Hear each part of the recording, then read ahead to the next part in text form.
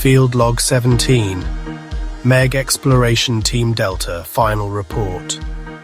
We entered Level 11, the Infinite City, at 0500 hours. The first thing that hit us was the silence.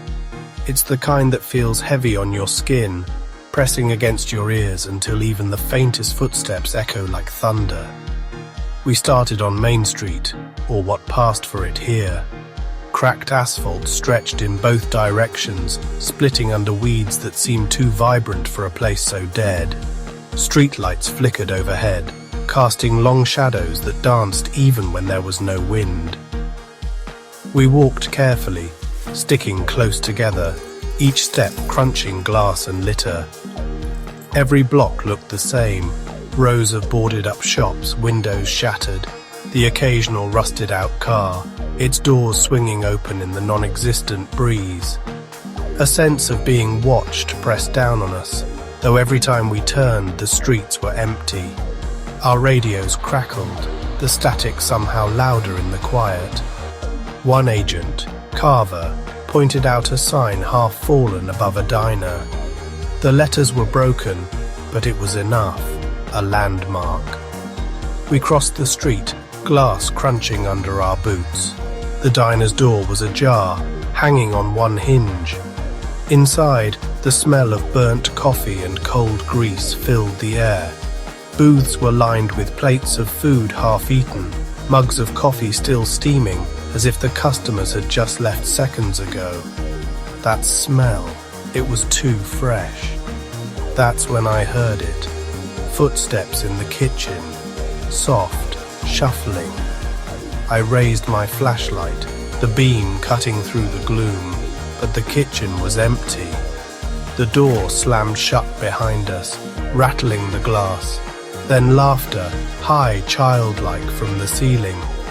We looked up, but saw nothing except cracked tiles.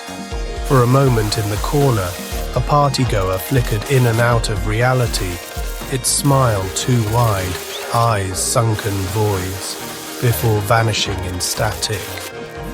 We left quickly, emerging back onto the street. The fog was thicker now, swallowing the streetlights until they looked like dying stars. We turned down a side street, following faded chalk markings from earlier explorers. Every building felt the same, broken glass, peeling paint, shadows that refused to leave. After 2 blocks, we reached an apartment complex. The front door hung open on a single hinge, the lobby reeking of mold and something else, like stale perfume mixed with rot. Upstairs, wallpaper peeled like old skin, doors stood ajar revealing empty rooms. A radio on a shelf played a warped lullaby, the voice slow and unnatural. Agent Miller reached for it, but the sound cut out suddenly. In a cracked mirror, Miller's reflection stared back, but it was smiling. Miller wasn't. We all saw it, frozen in that moment. Then a bang. A closet door swung open, revealing nothing but deep claw marks. We turned to check on Miller, but he was gone. Only his radio and helmet lay on the floor. Panic rippled through the team. We called for him, voices shaking. No answer. The radio hissed static, no sign of life. We had to keep moving. We made our way back to the street, our flashlights casting long beams into the fog. That's when we saw the office building. It loomed above us, glass cracked and windows dark. Inside, cubicles stretched endlessly, each desk a small island of paper and flickering monitors. We moved carefully, our boots crunching on old coffee cups and shredded documents. A conference room door was ajar. Inside, a projector still ran, its beam dancing on a cracked wall.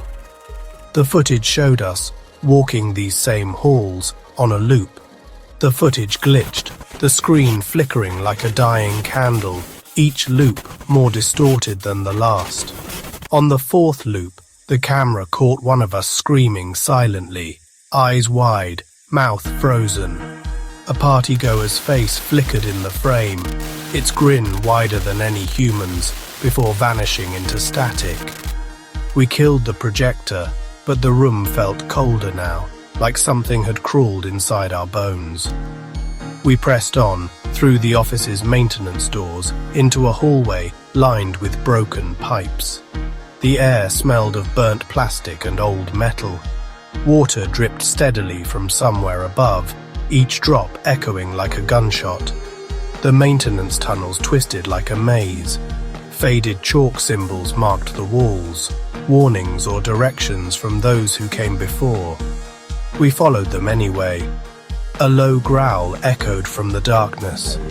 A shape scuttled along the ceiling, a hound pale and skeletal, its head twisting too far, mouth filled with jagged teeth. We froze, our lights trembling, but it vanished into the shadows, leaving only a smear of darkness. A voice called out from deeper in the tunnel, someone calling for help. It sounded human. We hesitated, but it faded into silence before we could answer. We pressed on. Eventually, the tunnels led us to a rusted metal door, heavy and damp to the touch. Carver pushed it open, the hinges screaming. A cyan glow seeped from beyond, the air humid and heavy. We stepped forward into the pool rooms. Pools stretched forever under skylights that cast harsh beams onto calm water. The air was thick with chlorine. Tiles gleamed, too clean to be real. Slides wound like serpents through the space, their colors faded and unsettling. Partygoers watched from the shadows, pale, smiling too wide, eyes black voids. Agent Kim waded into a shallow pool, testing the water. Ripples reflected faces that weren't his own, smiling, mocking. He fell back, water splashing. Another agent found a small slide that led to a quiet pool. He climbed, hoping for an easy drop. We watched as he vanished into the water. Only bubbles rose. No sign of him remained. We split up, searching for exits. Hallways stretched in every direction, each more identical than the last. In one corner, a children's play area lay abandoned. Small slides, bright colors, a partygoer in a child's party hat, standing motionless. Its head tilted slowly as we passed. Reflections in the water showed the faces of our missing agents, smiling, their eyes too dark.